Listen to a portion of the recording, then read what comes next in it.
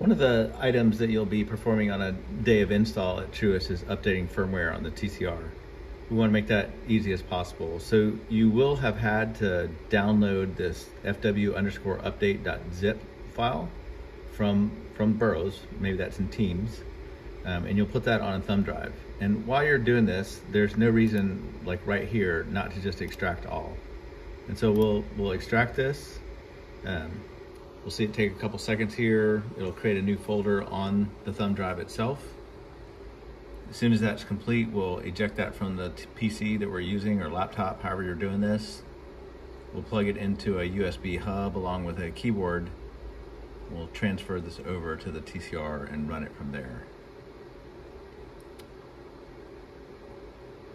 We'll speed this part of the video up.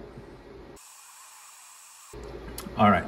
We're finished extracting the files onto this USB drive. That took less than a minute to do, or right at a minute. I'm going to eject this the right way so that we don't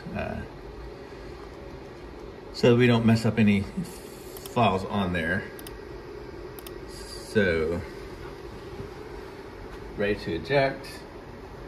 I'm going to go ahead and plug that into my hub at this point. I'm going to plug the hub into the TCR.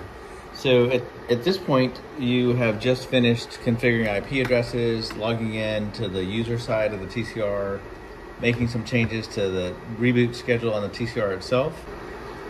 So I've plugged the USB into this TCR. I've hit Control-Alt-Delete. On the TCR at Truist that you're working with, you won't see LTA-450 user, you'll say other user.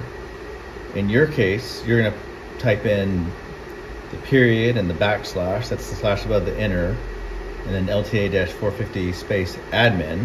I just get to select that here in this example.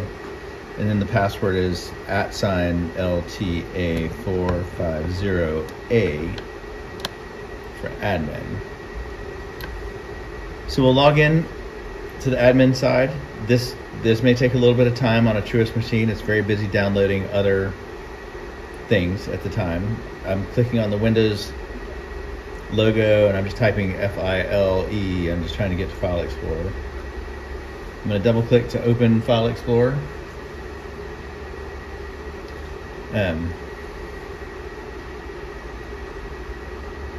really want this PC is what I'm going to click on down here.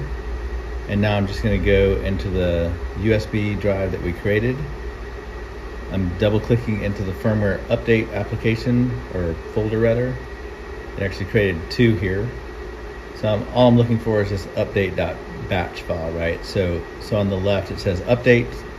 On the right side you see it says Windows batch file. So I'm just going to double click that. So you'll see these numbers come up on the screen. As long as it stays here for about that time, that means you had a valid license. The screen then goes to white, unless you know that it's installing this firmware on the TCR, and this ends with a reboot. So I'm going to speed this up as well. You're going to see a lot of status messages as this goes along.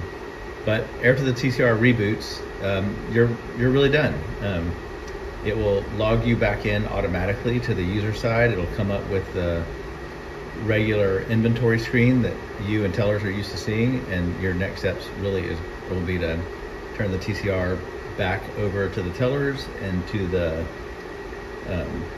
Truist trainers so that they can begin to load the TCR with cache. Speed the rest of this up, we'll join you back at the end.